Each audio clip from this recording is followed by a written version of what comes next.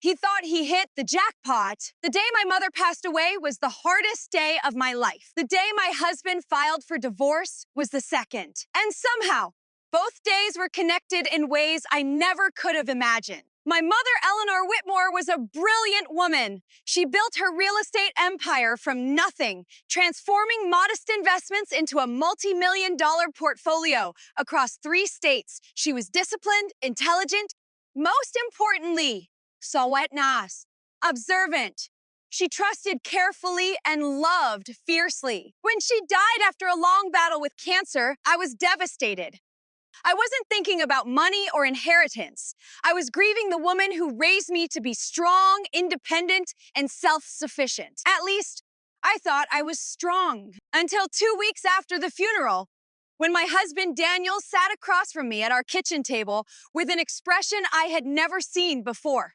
Cold, calculated, detached. "I'm not happy anymore," he said flatly. I stared at him, numb. "We just buried my mother." "I know," he replied, avoiding my eyes, "but this isn't new. I've been feeling this way for a while." The words felt rehearsed. "What are you saying?"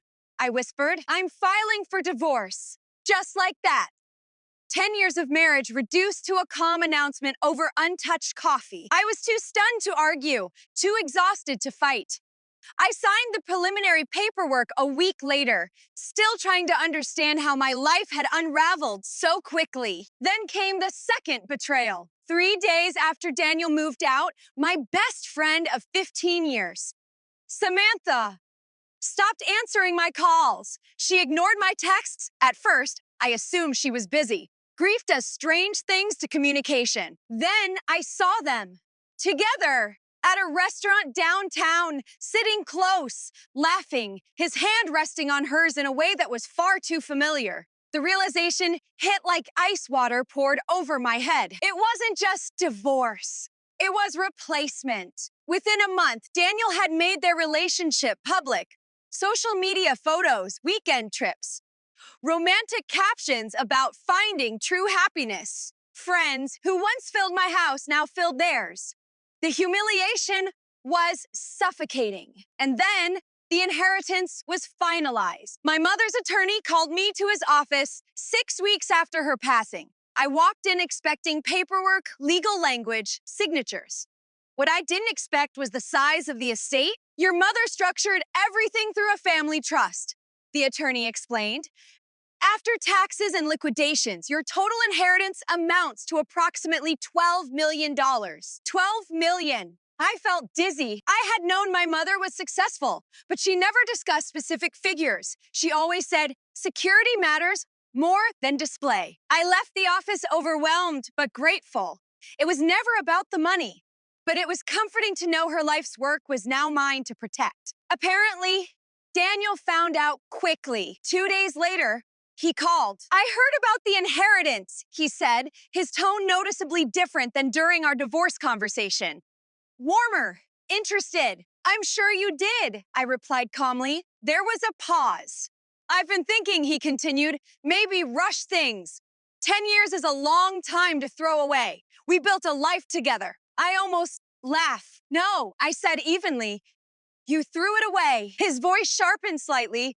"We could reconsider for old time's sake." For old time's sake. Translation: for $12 million sake. When I declined politely but firmly, his tone shifted again. "You know," he added casually, "depending on when the assets were technically transferred, I may still be entitled to a portion." There it was, the jackpot. He thought he had lost the marriage, but still won the prize. What Daniel didn't know was that my mother had anticipated everything. A week later, I was called back to the attorney's office for a final review of the trust documents. "There's an additional clause your mother included," he said, sliding a folder toward me. Inside was a notarized addendum, dated 3 years earlier. It read, "In the event of my death, my daughter's inheritance shall remain exclusively protected under the Whitmore Family Trust. No spouse, current or future, shall have legal claim to principal assets, distributions, or investment holdings unless married to my daughter for a continuous period of no less than 15 years following my death." 15 years following her death. I stared at the paper, stunned. She added this after requesting a full financial background review of your husband. The attorney explained carefully. My heart sank. What did she find? Significant personal debt prior to your marriage, several failed business ventures, patterns suggesting financial dependency.